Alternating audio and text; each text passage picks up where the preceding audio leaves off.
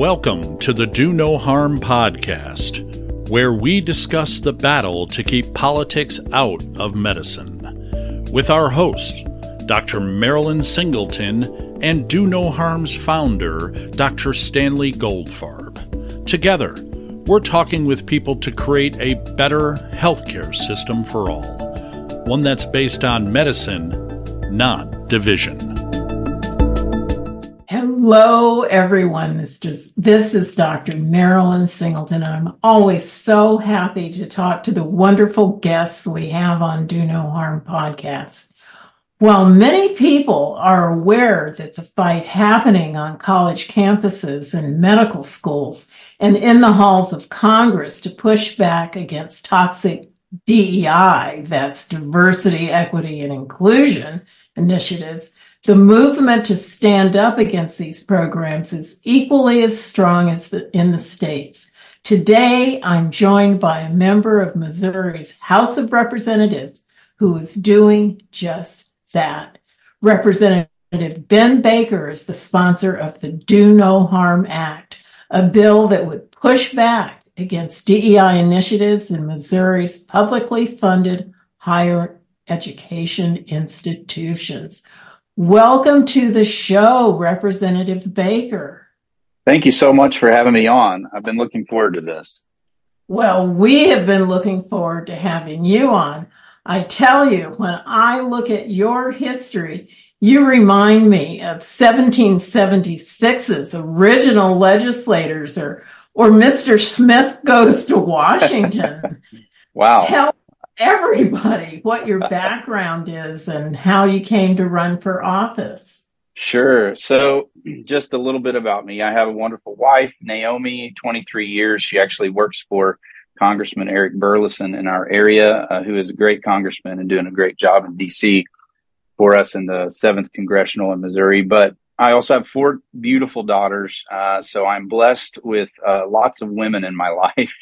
And I tell people I prayed for patience once, and that's what I received. It was 4 daughters. So I haven't had to pray for patience since then, but I'm a blessed man. 2 of those are now, my oldest 2 daughters are now married. My eldest and her husband actually serve as full-time missionaries in Haiti, which you've seen in the news recently. It's a mess there right now, but they're actually there right now. I've spent most of my adult life serving people in some capacity. Ministry is also a big part of my career. I spent 8 years as a professor at a small Bible school in Southwest Missouri, 7 of those years, as well as the dean of students. And so teaching is a passion of mine. It's something I just enjoy immensely. I love working with young people, having the opportunity to, help shape their lives, and especially to encourage them to be independent and critical thinkers. I think this is something that is so rare these days in education, especially higher education. And that was always my goal as a teacher, was if I could get my students to come out of my class and be more independent in their thinking and critical thinkers, I felt it was a win-win. And so that's a big part of it. I ran for office the first time for city council in my small town of Neosho, Missouri, about 12,000 people.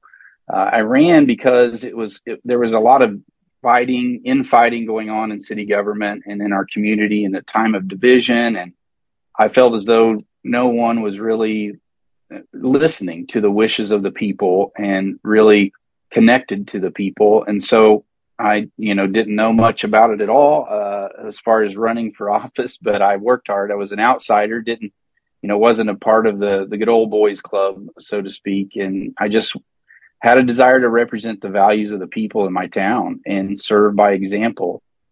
And so during that time, I was on city council for about 3 years, mayor of the town for almost 2 of those years.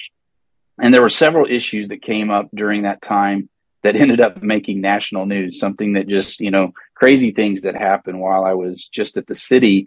One was the Freedom of Religion Foundation tried to force us to take down a cross, that we had in our city park. These people are so awful. They're terrible. The Freedom from Religion Foundation. I call them the Freedom from Religion Federation because it sounds a lot more communist, which is kind of their MO.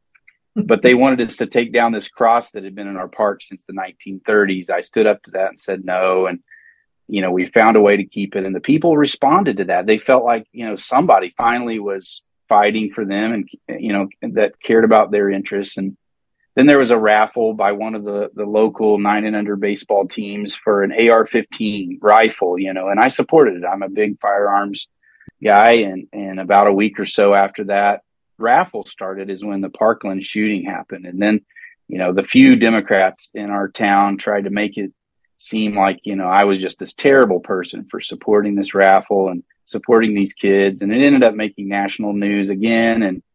And all of that just naturally, I think, elevated my name recognition in the area. And after being involved in city government, my eyes obviously were open to how important it was for government officials to be in tune to the people. It's a really simple thing, but it's so rare, and just respond. And after seeing that and how few in government seem to be doing that thing, I had even more concern for our elected offices and people that were supposed to be representing the people. So after that, or during my time really still at the city, people began to urge me to run for the open state representative seat when that representative termed out. And so I ran. We outworked the other candidates and won. And now that I've had the opportunity to serve in the state house in Missouri, even to a much larger degree, my eyes have been opened to the need for just principled people that make decisions based on principle, not on emotion, not on just, who's whispering in your ear, but based on the principle of the matter and serve. So this is my 6th year in the House, just filed for my final 2 years in the House. So that's kind of brings us up to date as far as the crazy path my life has taken to get me to this point. Well, how is it that you got interested in this diversity, equity, and inclusion movement? Had your constituents complained about it? As an educator, did you see what was happening in the schools? Yes. So I've been on the education committee, the K-12 education committee in the House since I came in. And so, always paying attention to education and what's going on in our schools. And that's where I first began to see this, what's taking place in our education system on the local level with our schools, and seeing the problem with critical race theory.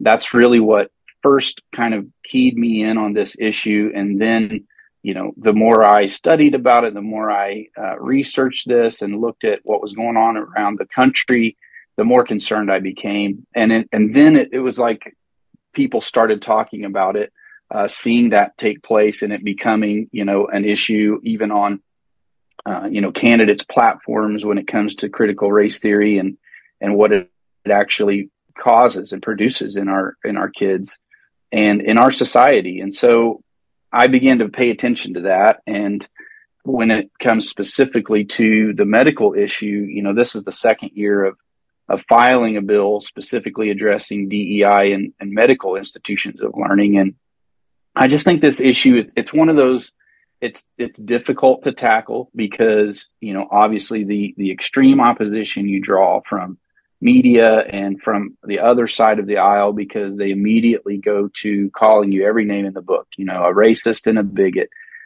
for really bringing attention to DEI and what it really is, because those words independently sound great. And I believe in those words independently in the right context, but what it is as a package deal is not what it says it is. And so, and it's too important to stay silent on this issue. And in my time in the House, I have found myself dealing with some of the more difficult and controversial issues because it's just kind of who I am. I try to tackle it with the right motive and with the right perspective and try to treat people with respect along the way, but also say, look, we need to be talking about this and addressing these issues. And especially this, if we don't, cultural Marxism, which is what DEI really is when you get down to the bare bones, it's disguised as anti-discrimination, and they make it look like it's a virtuous thing. But It's not at all, and it will continue to gain momentum. And the repercussions of that are far-reaching and have the potential to really destroy us as a nation. And so it's been quite a ride dealing with this issue. But the more I tackle it, the more important I think it is, and see the problems of it. So it's been an interesting topic for sure. Well, it looks like you've taken it beyond just being a topic. You have proposed a bill called the Do No Harm Act. Can you tell us about that, what it does? Do you get support from your colleagues? Just tell us the whole story on that. Sure. So, when I began to pay attention to what's going on in medical institutions of learning, so teaching our nurses and doctors, this, I think, even has a greater, a really troubling outcome when you look at it and you look at the statistics and the research. But these institutions are implementing these DEI programs, and they're in many cases lowering the standards for what it means to become a doctor and replacing needed coursework, that doctors should have when it comes to things like anatomy or whatever in administering healthcare, with all these social programs and social activist programs that fall into the umbrella of DEI. And so, it's troubling because, a couple of years ago, I had back surgery at 38 years old. I've been in a life of construction, and so there's lifting and falls and different things cause that. But when I went to get back surgery, it doesn't matter to me the race of the person or the cultural background of the doctor who is going to be performing that surgery. I just want the most competent doctor that I can find to do that surgery, because obviously it's so critically important for health. And so as I begin to look through this and study this issue, another thing that's very interesting began to happen. A lot of students and professors, when this started gaining some media attention, I had students and professors that are in these programs begin to start feeding me information, because of the concerns that they're seeing in the classroom and what they're, really expected to believe and to say that they believe and to agree to, these diversity statements and all these things. And, and they're like secretly sending me this saying, look, here's what's going on. Please don't use my name. I'll probably get kicked out of the program if somebody finds out it's me. And so I begin to look through that. Like, I've got a syllabus right here in front of me right now from one of our largest institutions that teach doctors in Missouri, which is Mizzou. And so they have this syllabus that I got sent to me from one of the students, and it's addressing and reducing cultural bias in medicine is the topic of this class. And it has different modules, and then it shows the coursework books that you have to read and things like this. Here's some of the required reading that they are going through as a doctor. The social construction of race is a topic or a title of one of the books. Here's another one, white privilege in a white coat. That's module 4 on privilege and white fragility. And here's another one, a book, Racist Like Me, module 5 on implicit bias. This is the kind of material that our students are replacing courses with when it comes to administering healthcare, with all the social, I believe it's social activist material that they're forcing our students to take as a requirement to become a doctor. So I have to interrupt you there 1 minute. Sure. And just ask you, looking at that syllabus, are there any books by Shelby Steele or Jesse Lee Peterson? Let's see, who else? Thomas Sowell. No, any Black none of those. conservatives? Oh, well, am I not surprised? No, it's just people like Robin DiAngelo and white fragility, or here's another one, microaggressions, recognizing and reacting to microaggression, So these are the things that our students are learning in these classes. And so as I begin to have these conversations, because then when the bill gets notoriety, and then they'll send their students, down here to my office to really kind of dress me down and explain to me how, they're so much smarter, and they have had this book learning, and they understand the issue more. But then I'll sit down and have last week I had a 45-minute conversation with 4 students that are seniors to be nurses in Mizzou.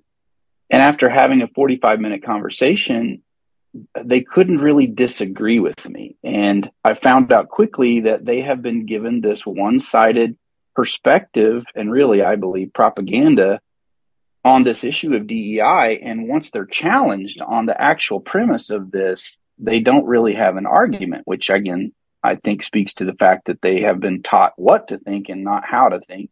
And so, the more I talk about it, the more people have to realize, I think there is an issue. I think there is a concern. And that's really what it comes down to, and why I chose to sponsor this bill, because I have a deep concern about the actual outcomes of DEI, in this case, specifically with healthcare. And I think these DEI is this package deal that has been really injected into about every part of our education system now, especially with higher education and even with corporate America. But the actual outcome is it causes division, and it drives hate and violence and further discrimination. And specifically in the medical space, I think it's very dangerous, because we need doctors that are competent in their field and can administer healthcare. We don't need activist doctors that become obsessed with this woke agenda and, looking at everything through the lens of identity politics, which is really what DEI is in a nutshell. Well, what does the bill that you've introduced say? What are the key features of the bill? It just basically says that you can't make this a required course for becoming a doctor. Like, if they want to take it as an elective, that's fine. I think people should have the choice to take whatever course they want. But when it comes to taxpayer funded institutions, and especially in the medical field, we want it to be based on merit. And that's really what the bare bones of this bill does, is it says what you need to do when it's about becoming a doctor, and what is required to whatever criteria it is and whatever standard it is. It needs to be about merit. That's all we're asking. It doesn't need to be weighted based on admissions. It doesn't need to be weighted or the standard lowered to be able to meet certain outcomes when it comes to who's in the program and who becomes a doctor. We just want it to be based on merit, and we don't want the standard to be lowered, for sure. So that's really simply what the bill does. Of course, you have to put that in all this legalese language to get to that point. And then, some of the concerns that I hear a lot is, well, what about our accreditation? How are we going to meet and I get into that. I brought up the accreditation standards, and I'm saying, look, I think there's room for that, but also third-party accreditation shouldn't take precedence over what the legislature decides to do in our state. And with our tax dollars, if we pass a law saying we don't want this DEI as it has been implemented in our institutions, then the accreditation needs to follow that. So, you just kind of check off all of their concerns, and it gets down to the fact that when they realize that my perspective is, I don't want further discrimination, I don't want further racism, I think it needs to be based on merit, it's really hard to disagree with. So I enjoy having those conversations. I bet you do, and I bet the students do. And when they leave your office, talk about food for thought. I think it might have even been Marianne Williamson who said, keep an open mind, something good might fall in. And yes. I think that that's what we have to tell these students. Now, where's this bill in the legislative process? Sure. So last year we were able to get it voted out of committee, but leadership decided not to advance it past that and put it on the calendar. There, of course, is always a lot of opposition when it comes to certain areas, especially healthcare, and the lobby of healthcare in our state is so powerful. So it didn't advance past that last year. This year, it was kind of weird how it went down this year. We had a hearing, but it was presented with several other bills that were just simply defunding DEI in all state institutions that were funded by taxpayer dollars, which we also need to do. So they advanced some of those bills out of committee, but my medical institution bill, they did not at this point. And so last year we weren't able to get it to the floor. I'm not sure what the fate is this year yet. I'm still working on it, still trying to, bring to the attention of leadership who has all the power when it comes to bills moving forward, especially here in Missouri, and saying, look, this is an issue we have to address. It's not going away. I think the curtain is being pulled back right now on DEI. And yes, it takes some time to introduce and articulate an issue that maybe people don't really have a full understanding of. And a lot of people that are naive out there that just, take the talking points to think that it's a good thing when it comes to DEI. But I've been talking about it every opportunity I get. I started a podcast back in October, and it's something that we discuss regularly on there as well. It's just an issue that we have to be vocal about and then have the tenacity and the willingness to tackle that issue. Missouri usually is behind some of the other red states for, I think, different reasons. And it's always a point of frustration for me. But I do think that the defund DEI bills, which I have one of those as well, that I filed, that did advance. I think that at least one of those will have a possibility of getting through the House this year. But we'll see on the other side of this. So I'm always looking as a legislator, sometimes it takes years to get a bill done. And in the meantime, here we are, getting further behind on addressing these issues. So I try to find other ways, how else can I put pressure on these institutions to do the right thing? So this year I sent an official letter from my office to the Board of Curators at Mizzou, because that's the largest institution in our state that teaches doctors and nurses. And I just said, look, here, I think Iowa has done this, and that is do an in-depth investigation of your DEI programs and the funding, and produce a report for the legislature so we can review that and see if this is something that we want to continue. And that caused quite a stir with the with the college there with Mizzou. And I just got a letter back last week from the Board of Curators who are signaling that they are going to try to do what I asked.